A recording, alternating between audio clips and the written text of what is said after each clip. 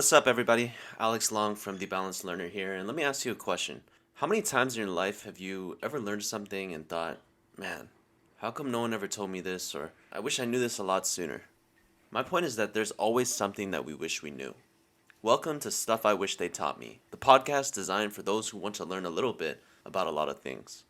Whether you're in high school or you're just starting college or you might even be going through a PhD program or just simply someone who's open to learning, the point I'm trying to make here is that we're really all maturing and we're all pretty much progressing through our lives. And here at Stuff I Wish They Taught Me, we're going to bring light to all of those different things. Whether it's education, finance, professional development, health, fitness, whatever it is, we're basically going to put all those things together and make ourselves a little bit more balanced when it comes to learning. If you guys are really feeling my episode and you really want to get more of these type of tips and tricks, make sure you guys check out my website at thebalancedlearner.com. Over here is where you're going to be able to subscribe, leave a comment, leave a suggestion, and please, we all know that one person, that one friend, that one homie that might benefit from this.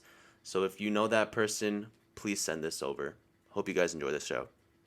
Picture yourself back in 2019 and you're sitting there pretty much ready to take on year 2020, right? Year 2020 is the year of perfect vision. This is going to be my year, you probably said to yourself. Now imagine someone told you that, the whole entire world is going to shut down. Most businesses are going to close. Everyone would have to wear a mask. And pretty much everyone's going to be working from home. Now, if you don't know already, I primarily work as an advisor at a high school, and when this whole thing happened, really my whole world got flipped upside down. I saw that all of my students started having to attend online classes, and everyone, like I said, was pretty much working from home, and a lot of people struggled with that shift.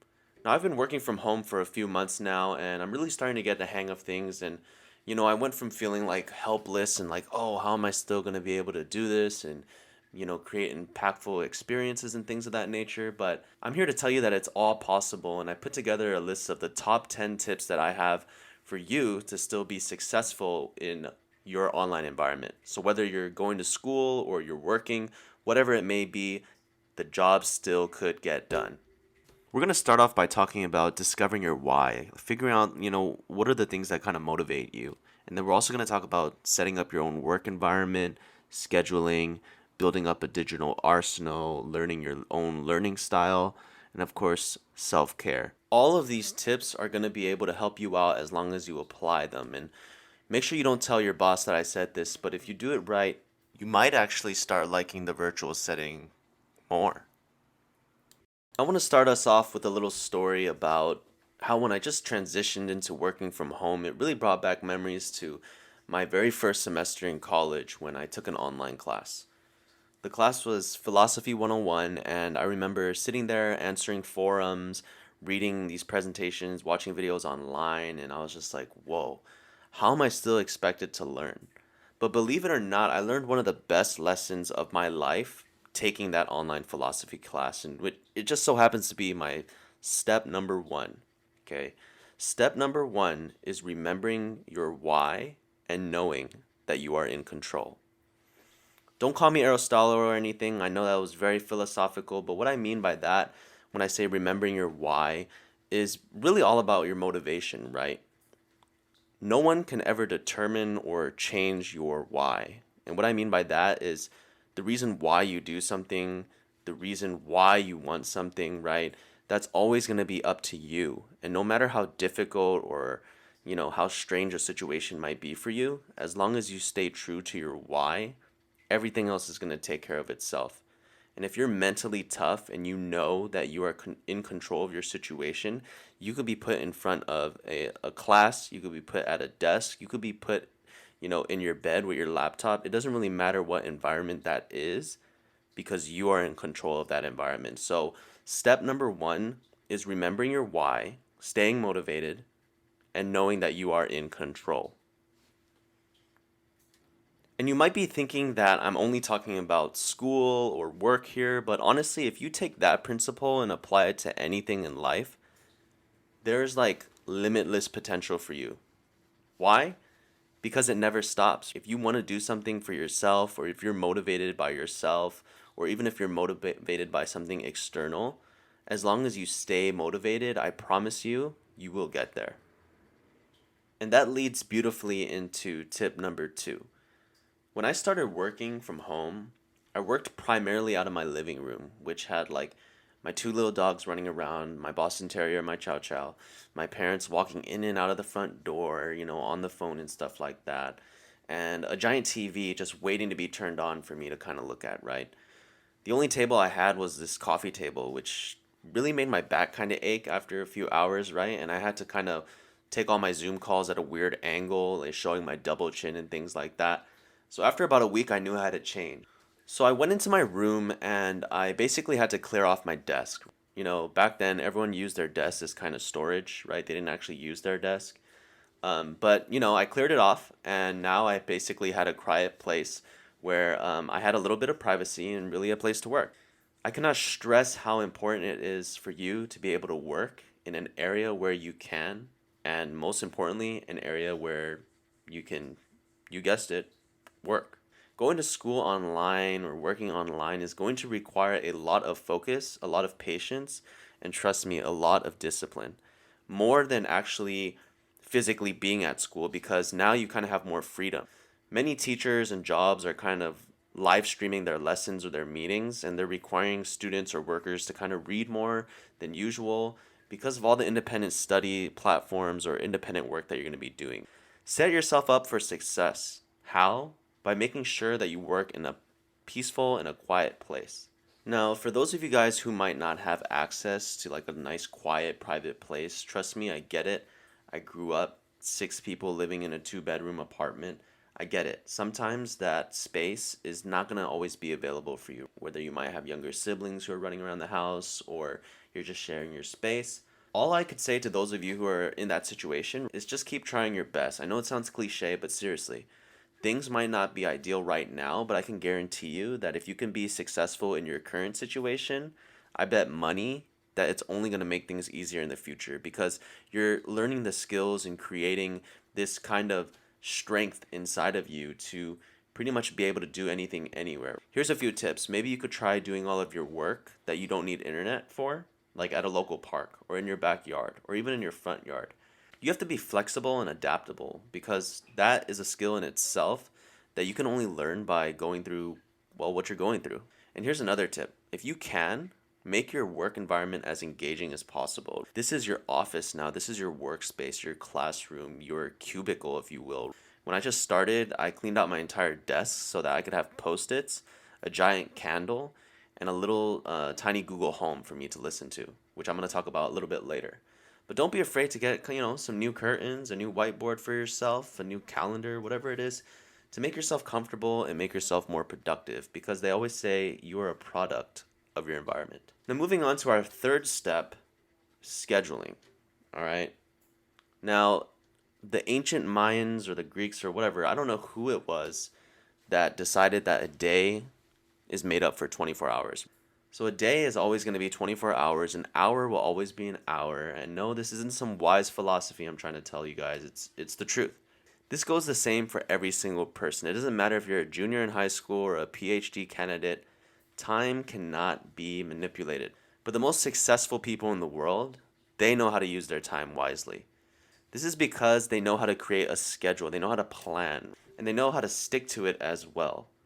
Some things you can use to kind of help you out with this: agendas, calendars, whiteboards, post-its, as I had mentioned, but anything that you can kind of just go back and write things down. And when I say that, I mean like physically writing it down. Or you could use a Google Calendar, whatever floats your boat, but I prefer to write things down. Let me tell you a story about one of the hardest classes that I had to power through when I was at community college, and it was actually statistics. Now, I've never been a math person, so I was really always intimidated by the thick textbooks and all the different symbols and all that stuff, and really I struggled in that class. I actually failed my very first exam. After I failed that exam, I had to sit down and I talked with my professor, and he told me something that I would never forget. He said, "You know what, Alex? You say you're not good at math and you really suck at statistics. Well, I'm here to tell you that you have a really big task ahead of you then. How do you eat an elephant?" So you can only imagine me sitting there after failing a math test looking at him like, man, this isn't a biology or zoology class. Why are you talking about eating an elephant? And I said, what? He looks at me and he says, how do you eat an elephant? You eat it one bite at a time.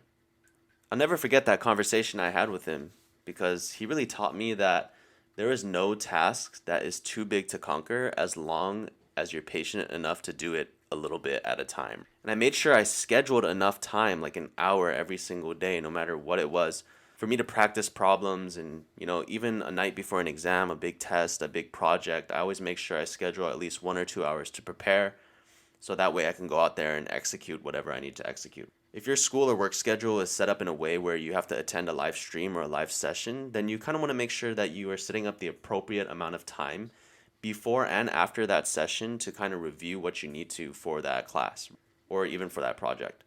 In traditional school, your teachers or professors is the one who decides pretty much how much time they will set aside for you to read or for them to present. But now that you're learning from home, you kind of get the chance to set that up for yourself. And only you know how fast you can read or how many times you can go over something to really get it down. And don't be afraid to kind of play around with your schedule. I remember back in elementary school, I would always have to do my homework right after school. And it was like, I was already exhausted. I just got home. Like, why, mom? Why do I have to do my homework right now? And I learned that other kids actually did their homework before bed. And I was like, what? It was like a dream to me. I was like, well, you could do that before bed. So in college, I actually found out that I worked more productively towards the evening, or in other words, I was really good at procrastinating, but I still got it done. And I definitely wish someone told me how to schedule.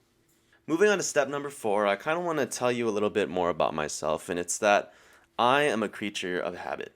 Sometimes I hate to admit it, and all of my friends hate it too.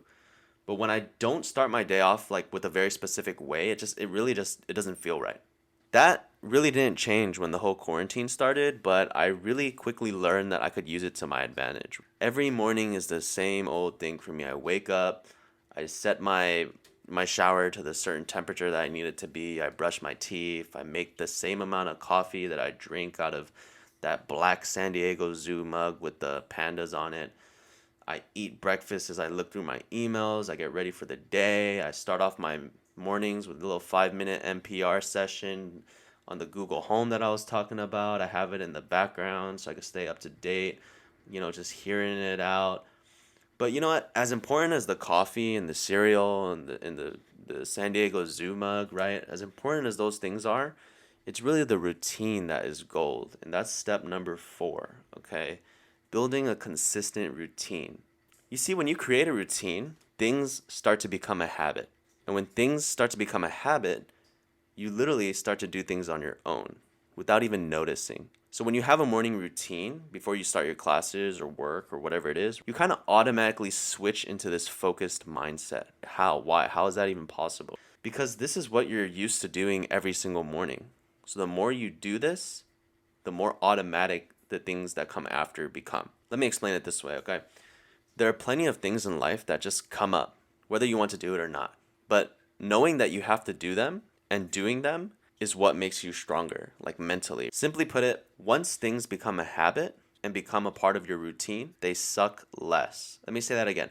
Once things become a habit and become a part of your routine, they suck less. But it doesn't just stop there. You can make it a routine to read for 30 minutes every single night before bed. You could keep this up by implementing like a routine when you work out, right? Putting working out in your schedule, making that a habit. Or you can even make a routine in walking your dog. You can make a routine in watering the grass, whatever it is. Overall, the more healthy habits and routines you create in your life, the more likely you will improve and grow in pretty much all aspects of your life. And if that isn't what being a balanced learner is, I really don't know what it is.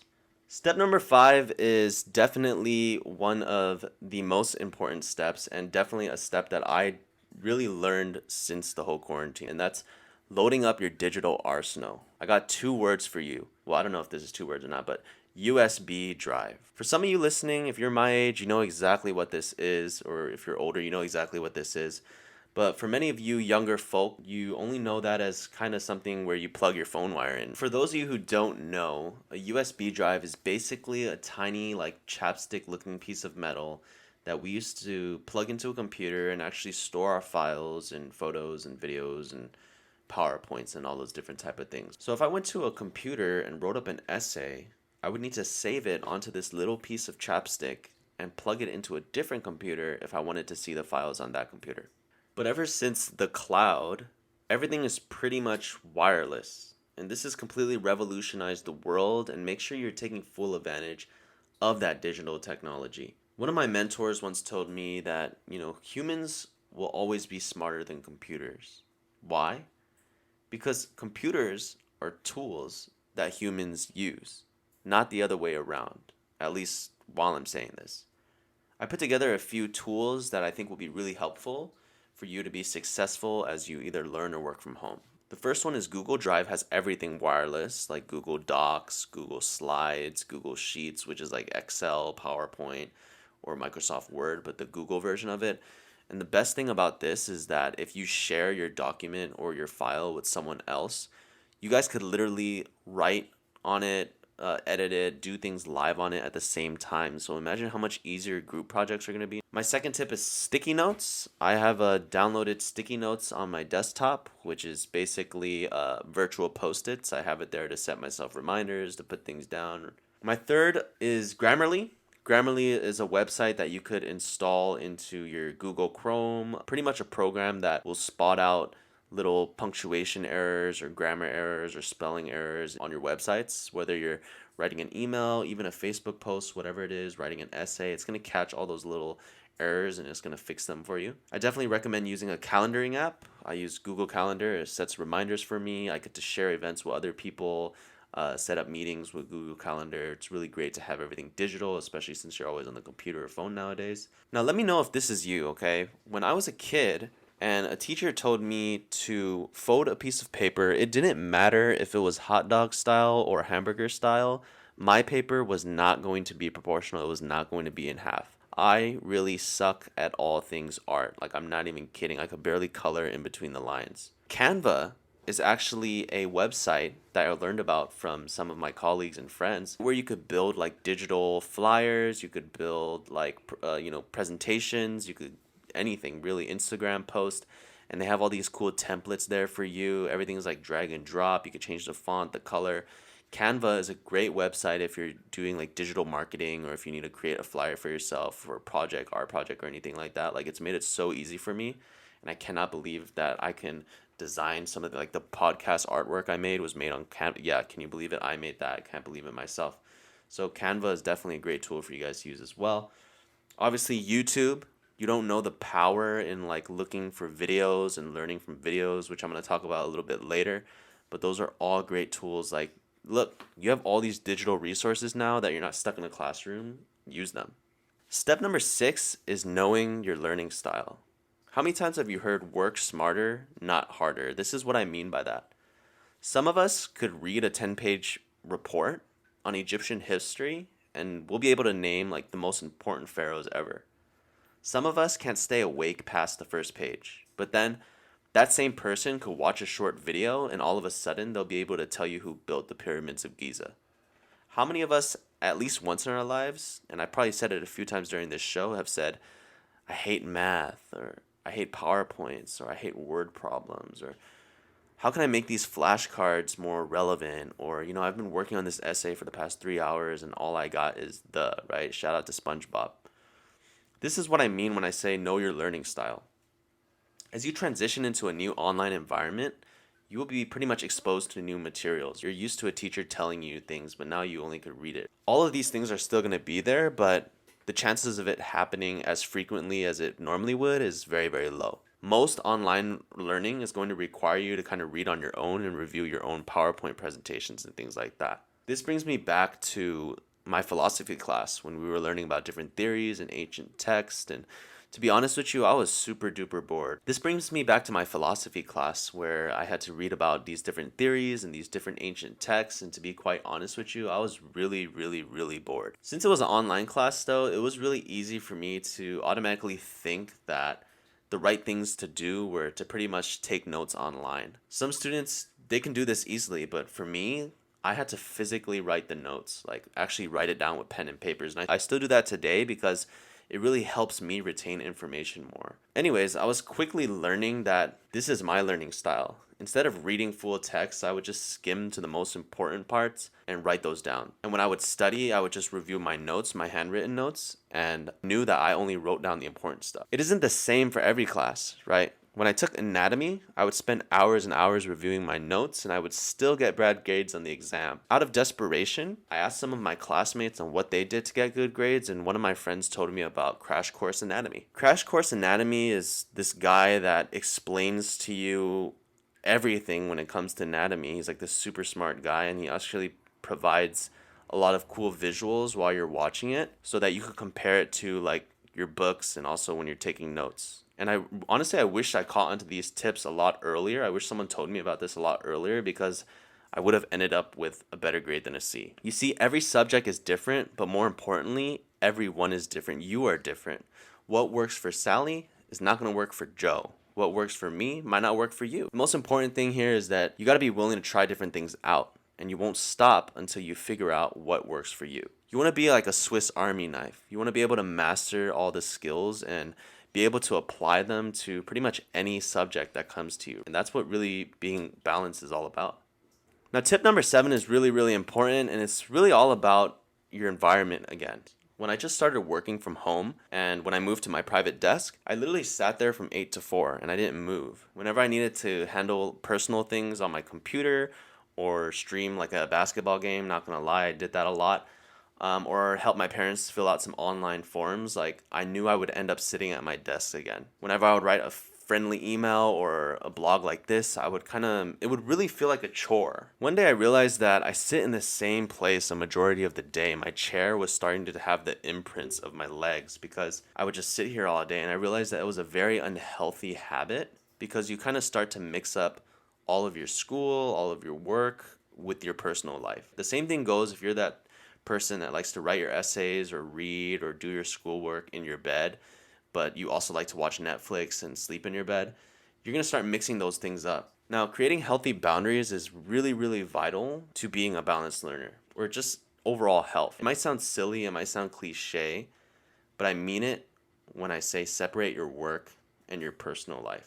And once again, I get it. If you don't have a lot of space in your home, try your best to just make each experience as different as possible. If that means like sitting in a different position or facing a different part of the room when you're doing work compared to when you're doing schoolwork, compared to when you're doing other stuff for personal reasons, then do that. I've even seen some people buy like a specific stool and they're like, I'm gonna sit on this stool whenever I'm doing reading for school, and then I'm gonna sit on my bed when I'm doing reading for fun. Like just separating that space. One of my friends who started working from home noticed that he could never really get anything done because he got distracted by watching YouTube and scrolling on Instagram every 5 minutes. We've been there.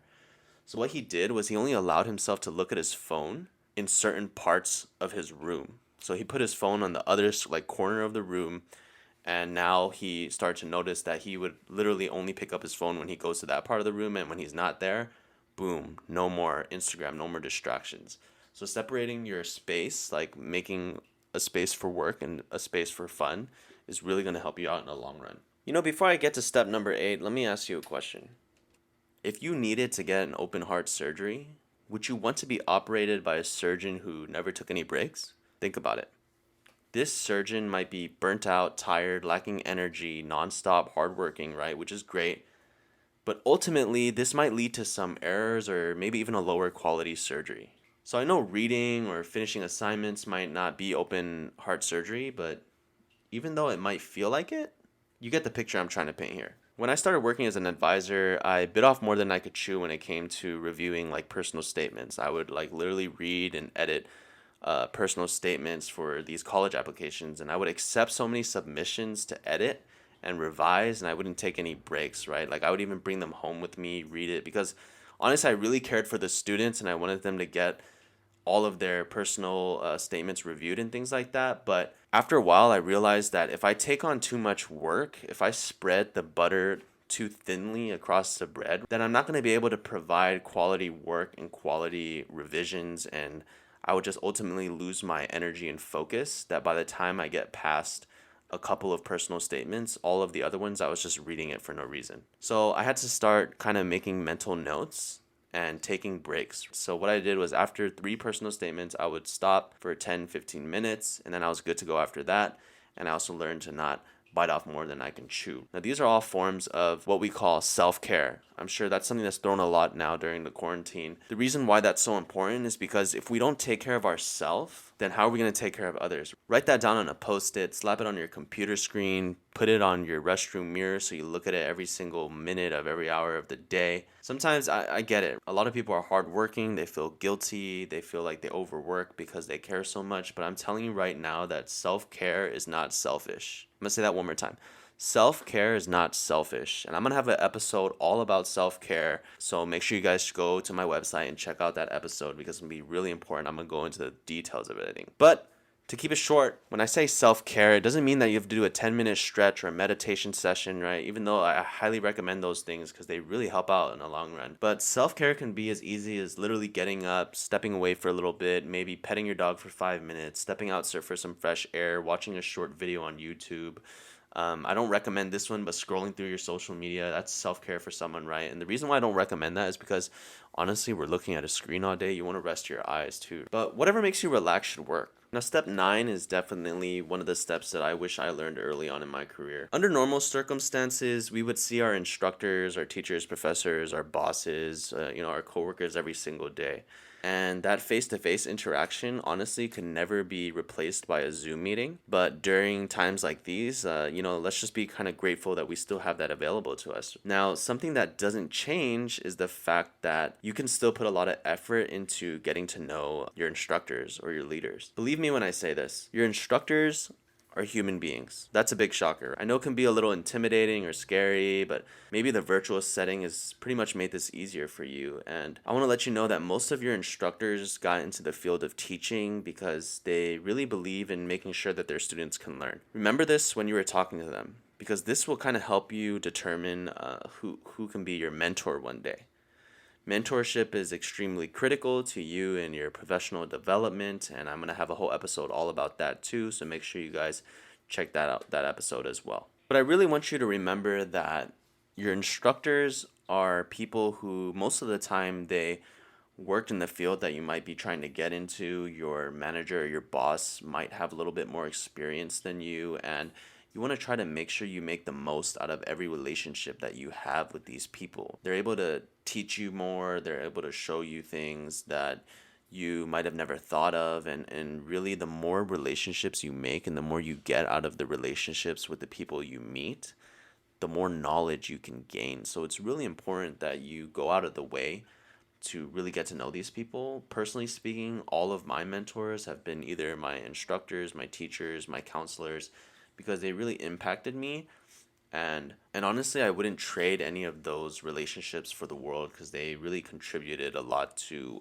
where I am professionally and honestly personally as well. Now that brings us to tip number 10. My favorite easier said than done advice that I've ever given and also received was don't stress out too much and stay focused. The reason why it's so easy to say but hard to do is because when you're stressed, it's hard to focus, which makes you even more stressed. I just want to remind you all that you will not be able to provide quality work if you are not focused on what you're doing. No one wants a sloppy paint job or a car wash that's not done correctly, just like how your instructors would not want to read an essay that you wrote without any focus. If you follow all the tips that I provided with you today, you will be able to set yourself up for success by controlling your environment and also your mentality. And that's what step number 10 is all about. Tip number 10 is all about staying focused. You got everything under control now. You got to keep the ball rolling. At the end of the day, we're all going through different experiences and different situations. Some of us are going through school. Some of us are going through work. Some of us are just trying to do better in a virtual setting. And I get it. Everyone's different. But I can guarantee you that if you follow these 10 steps and stay focused and stay motivated, everything's going to take care of itself. So take a deep breath, stay focused, and you got this. Don't forget the 10 tips, and if you really enjoyed this podcast, feel free to send it over to a friend. If there's someone out there that you feel might benefit from at least one of the steps or tips that I mentioned here, please go ahead and send them over this podcast and let them know that they too can be a balanced learner. All right, everyone. Thank you so much for listening to this episode of Stuff I Wish They Taught Me. This is your host, Alex Long from The Balanced Learner, and all I have to say to close off this episode is, I told you.